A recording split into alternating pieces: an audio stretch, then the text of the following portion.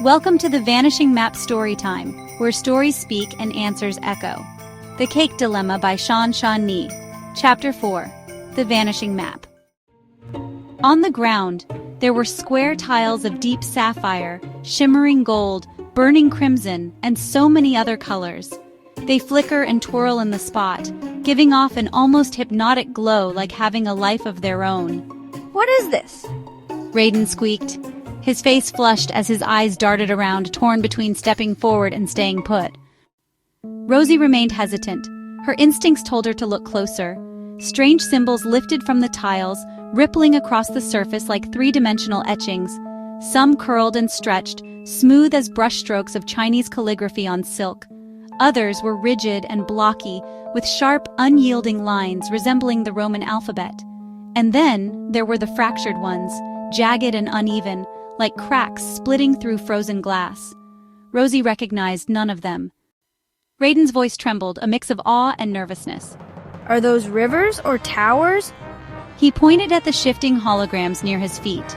A floating clock tower without hands hovered above the ground, its gears clicking as if it were telling time for some other system. A spiral staircase led down into the darkness, but it ended abruptly halfway. There's also a river, a thread of liquid starlight running through the tiles, flowing in two directions at once. It was all very strange. Rochi circled the images, giving the children time to process their discovery. Rayden turned to Rosie, his deep brown eyes sparkling.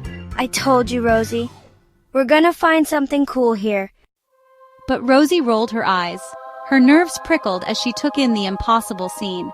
What are these things? She said, almost whispering to herself. She knew there was something familiar about them, and she had to figure out what it was. The holograms over the tiles jumped and shifted. Some were as tall as street signs, but instead of displaying words, their wooden plates shone with directions constantly changing. An arrow would point to where you were, and then it would shift to where you might be. Another sign had no directions. It simply bore a single question carved into its weathered frame. Do you seek or do you follow? The signs moved in real time, reshaping themselves as if they were written with the knowledge of places that either didn't exist or hadn't yet. The signs, the symbols, the directions, the landmarks, suddenly everything clicked in Rosie's mind. I've got it! She exclaimed. This is a giant map. The floor wasn't just a surface. It was an enormous map, each tile a piece of a magical world laid out beneath their feet. Well, I guess we'll have to check it out, Rayden said. His excitement made him practically vibrate as his feet did an eager little bounce. Then he grabbed one of the glowing tiles, and the moment his fingertips brushed the surface, the square blinked and zipped away. Oh! Rayden's big brown eyes widened. They move! He grinned, dimples flashing. Rosie, we should catch them! Rayden, Rosie said. these things might be dangerous. I'm not sure that's a good idea. But her little brother was already lunging. He jumped, trying to plant a foot on two tiles at once. The glowing squares darted away like startled fireflies. Undeterred, Rayden spun and grabbed for another, his black hair gleaming under the golden light. As he bounded around her, his giggles bubbled up, bright and infectious. Come on, Rosie, don't be so you! Ugh, Rosie sighed, then finally gave in. fine. But if we end up as ghosts, I'm haunting you first. She reached out, but the faster she moved, the faster the tiles flickered, slipping out from under her in a fluid, rippling flow. The entire floor became a blur of motion, the patterns swirling around the children so fast that Rosie felt as though she were on a ship in a storm. The map wasn't just there, it was playing with them. What is it supposed to do, she wondered. Then, Rochi, who had been watching from the edge, suddenly moved. The cat's tail swished once before she padded forward and tapped her paw against a dark, unlit square. Rosie and Rayden froze.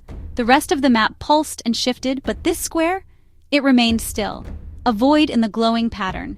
Rayden's gaze flicked from Rochi to the unlit tile.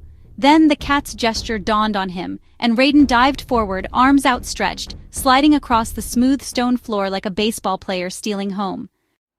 The moment his hands hit the dark square, a teal light erupted from it, flooding the tunnel with warmth. The glow shot outward in a swirling wave, illuminating the entire chamber. Rosie gasped, stumbling back, shielding her eyes. Rayden!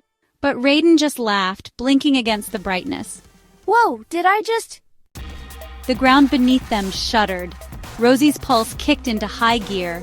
She lurched forward, reaching for Rayden just as the floor warped. In that instant, all the tiles spun away, fluttering like the pages of a book flipping too fast to read. Rosie? Rayden's voice wavered. Rosie looped an arm around her brother, her grip firm as the light grew even brighter. So bright it swallowed everything. The tiles, the tunnel, the walls with wild designs, even the air itself, which seemed to fold and blur as though the world was turning itself inside out. And then they were flying. Colors rushed past, a swirling storm of warmth and light, twisting and folding around them. They tumbled through space, the map spinning beneath their feet, pulling them forward faster and faster.